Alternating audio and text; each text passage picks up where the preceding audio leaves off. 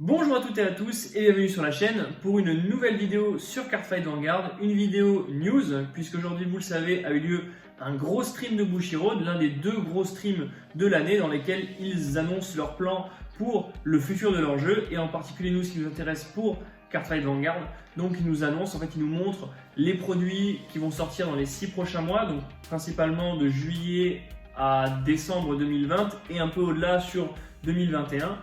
Et ça pour leurs 3 jeux maintenant, donc Vanguard, Vice et Rebirth for You, mais nous, tout ce qui nous intéresse, c'est Vanguard. Et on a eu pas mal d'annonces que je vais commenter avec vous aujourd'hui dans cette vidéo. Donc la première annonce, c'était bien sûr le reprint de Bang Dream Film Live qui est arrivé en rupture de stock au Japon. Donc c'est une bonne nouvelle pour la santé du jeu, ça veut dire que le jeu continue à se vendre au Japon et qu'il est toujours très populaire. On sait que le jeu a nourri beaucoup d'inquiétudes après l'arrêt de Future Card Body Fight il y a quelques semaines maintenant.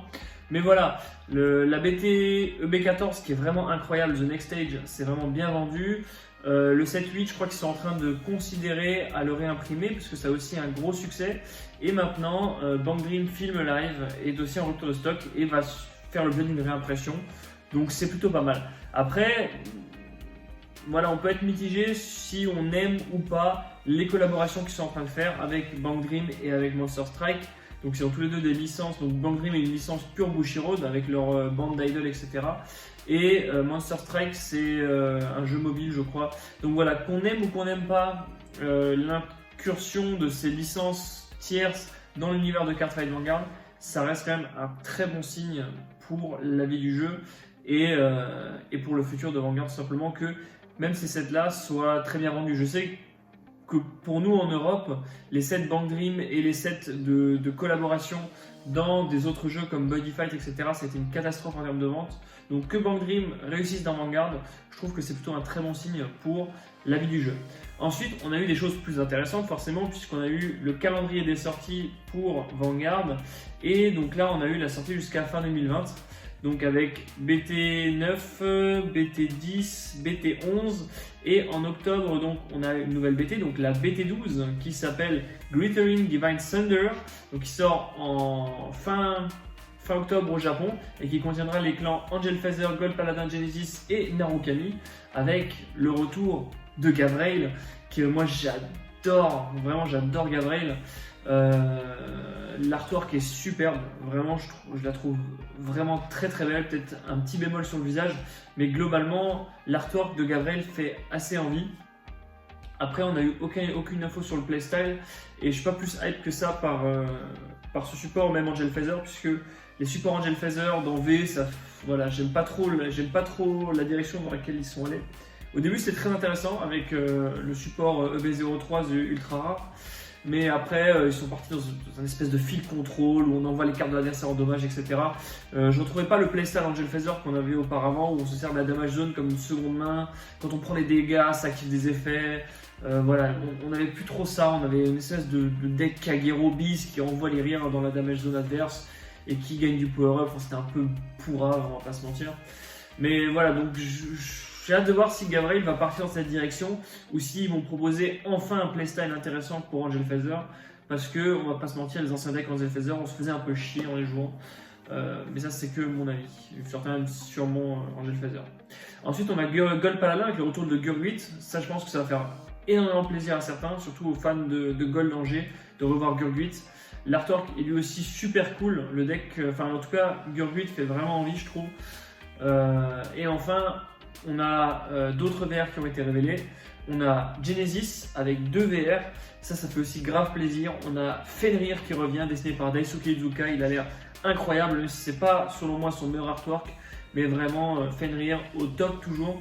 J'ai hâte de voir dans quelle direction ce deck va aller, mais je sais que beaucoup de gens aiment Fenrir et le revoir, je pense que ça fait grave plaisir. Ensuite on a Holy Heavenly Dragon Eosanesis Dragon, un nom imprononçable, mais ce qui est cool c'est que c'est du support confirmé pour Astral Poet.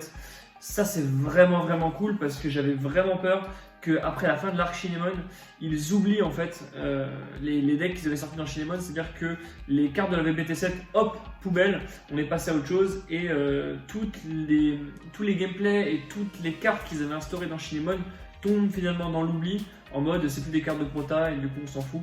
Mais avec Isabelle qui revient en BT11, avec du support Astral Poet qui arrive en BT12 et avec potentiellement, s'il vous plaît, du support God End en BT11 aussi, avec l'arrivée de Nova Grappler, j'espère vraiment qu'ils n'ont pas oublié Shinemon et que les decks Shinemon vont revenir sur le devant de la scène. Mais c'est vraiment cool de voir que Bushiroad pense en fait à upgrader les anciens decks, à faire en sorte qu'on n'ait pas investi pour rien. C'était l'un des reproches que j'avais à faire au début de V, c'était que voilà, on avait une extension, on avait un deck, puis après l'extension d'après c'était un nouveau deck qui marchait pas forcément avec l'ancien, puis etc. Et là vraiment le fait de voir que le gameplay Astral Poet n'est pas oublié, mais qu'on introduit quand même Fenrir, de revoir aussi également Dragonic Vanquisher, puisque vous le voyez sur l'image, Dragonic Vanquisher full Bronto. Donc ça, beaucoup de gens pensent que son nom va être adapté en anglais, que ça va être plus Dragonic Vanquisher full frontal. Mais voilà, le fait de revoir aussi Vanquisher, qui n'est pas oublié le deck Vanquisher de l'EB12, ça c'est vraiment très cool. Et aussi surtout, ce qui est vraiment sympa, c'est que dans le stream de l'après-midi, pas le même stream celui dont on va parler, mais le stream de l'après-midi, le stream hebdomadaire, ils ont révélé en fait d'autres unités qui seraient présentes dans la VBT12. Et la surprise générale, mais incroyable, puisque on a le retour de deux unités que j'adore, à savoir Nociel pour Angel Feather et Dragonic Descendant pour Narukami. Et le Dragonic Descendant, je crois qu'il est encore Daisuke Izuka et il est super. Voilà, ouais, le Dragonic Descendant, Daisuke Izuka, superbe. Aussi, ça va vraiment, ce qui est vraiment intéressant, c'est que le Stride, le Nociel, c'est Oliseraph Nociel. C'est-à-dire que c'est pas du tout le Nociel G3 ou aucun des Nociel qu'on avait vu, qu'on pouvait jouer main deck. C'est le Stride qui a été adapté justement en unité de V. Donc on sait pas encore si c'est un grade 3, un grade 4, etc. Mais au moins on peut le jouer main deck.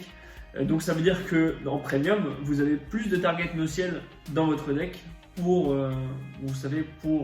jouer avec les Nociel. Vous avez également aussi potentiellement, si c'est un grade 3, un Nociel qui a un Protect, et du coup vous pouvez jouer un deck vraiment axé Nociel avec le grade 3 sorti précédemment qui, lorsque vous prenez un Nociel en dégâts, vous le récupérez dans votre main, vous en payez en CB, vous pouvez vous mettre la top card dessus de votre deck, etc. Plus avec le Stride Nociel, donc qui s'appelle aussi Oliseraph Nociel. Mais en gros voilà, en Premium ça ouvre énormément de possibilités, notamment pour rejouer les anciennes cartes Nociel. Et ça fait vraiment plaisir. Pareil pour Dragonic Descendant, il s'appelle Eradicator Dragonic Descendant. Donc ça veut dire qu'il marche avec Zillion. On va voir quel est son effet, qu'est-ce qu'il va faire. Est-ce que ça marche avec Zillion? Ça marche aussi avec tous les Stride Eradicator. Ça marche aussi avec tout l'ancien support Eradicator. Alors je fais une petite pause dans cette vidéo car je me suis rendu compte au montage que Descendant fonctionnait tout particulièrement bien en Premium avec un tout vieux starter de la BT10 qui s'appelle Eradicator Strike Dagger Dragon. Son effet c'est de vous permettre de super ride Descendant directement depuis le deck en envoyant Sword, Dance, Eradicator, Isen en soul depuis votre terrain alors que votre Vanguard est Zuitan. Pas forcément le Zuitan de G mais aussi également le Zuitan de V, juste la carte qui a le nom Supreme Army Eradicator Zuitan. Quel est l'intérêt de ce combo? Tout simplement de vous permettre de ride descendante alors que votre adversaire est tout simplement au G1, d'obtenir votre marqueur Axel, de faire des petites saloperies et après de stride alors que lui vient au G2. Voilà, c'est un moteur de super ride comme un autre, mais c'est assez marrant, voilà, je voulais le préciser. Et ça marche aussi forcément avec l'ancien support V. Donc j'attends vraiment de voir les possibilités que vont ouvrir ces deux cartes en Premium, mais le fait que ce soit d'anciennes unités qui étaient vraiment cool et qui reviennent, ça ouvre énormément de possibilités, surtout pour le cas de Nociel je parle, mais également peut-être pour le cas de Descendant, voir ce que ça donne. Maintenant on repart sur le planning et en novembre sort le Special Set Daigo. Alors Special Set Daigo, ce produit fait écho en fait à un produit qui était sorti auparavant chez nous et en fait dans le monde, qui était un espèce de Legend deck aussi Daigo avec le fameux Sanctuary Guard Dragon. Alors il faut savoir que ce set a été en termes de vente, je pense, une catastrophe au format anglais, puisque tout le monde s'en bat les couilles de Daigo et la seule carte qui valait vraiment le coup, Sanctuary Guard Dragon, ne justifiait pas l'achat d'un deck. Le deck a réellement commencé à se vendre quand est sorti Regali, donc le strike pour Sanctuary Guard qui était absolument pété et qui faisait que le deck était insane au format G.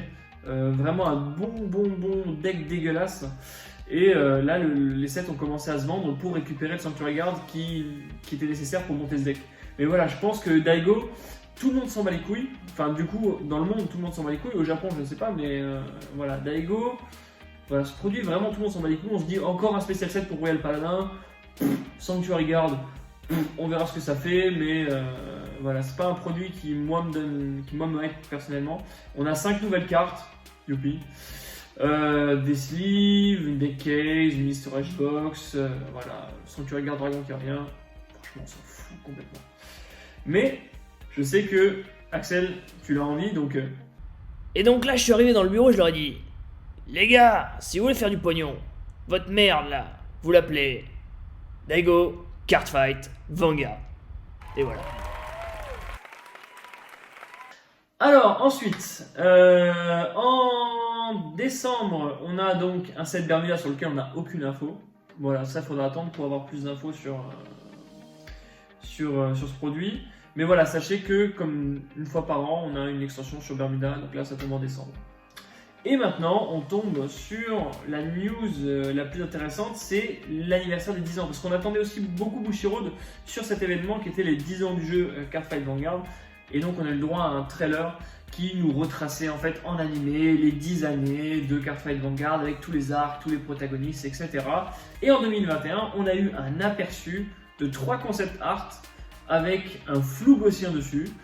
Donc on voit pas vraiment, on voit pas grand chose, mais on a juste eu une info, c'est que un nouvel animé était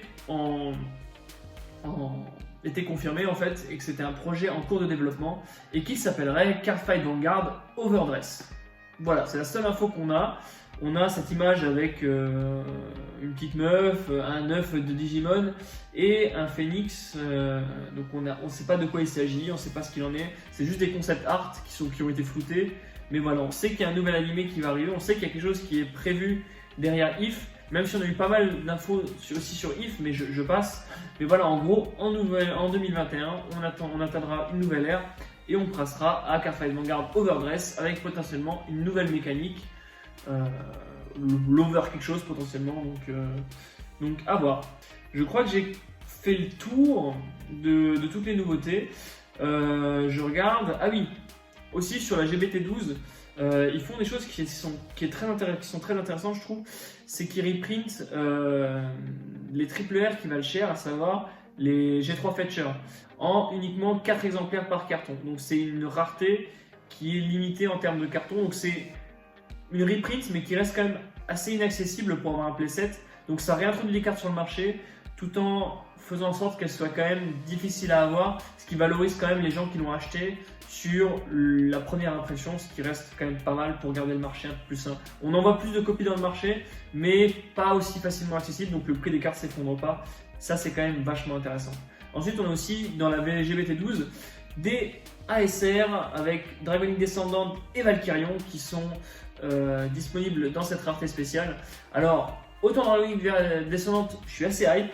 Autant Valkyrion, on s'en bat les couilles parce que Valkyrion fait partie de l'une de ces familles de cartes qui ont été reprint en version SP, Secret, SP Pack, Esukara, voilà, en 1 million de raretés spéciales. Donc les joueurs qui ont déjà leurs 4 Valkyrion Secret rares vont peut-être en prendre une pour la collection ou pour le fun et après ça sera terminé. J'aurais préféré qu'ils donnent une ASR à une carte qui n'a jamais eu d'autre rareté ou de rareté secrète. Ça aurait pu être vachement intéressant. Donc voilà, la semaine prochaine, on aura encore des reveals dont je ne ferai pas la cover. Mais voilà, j'espère que cette vidéo vous aura plu, que vous avez aimé les news, que vous êtes excités par ces news.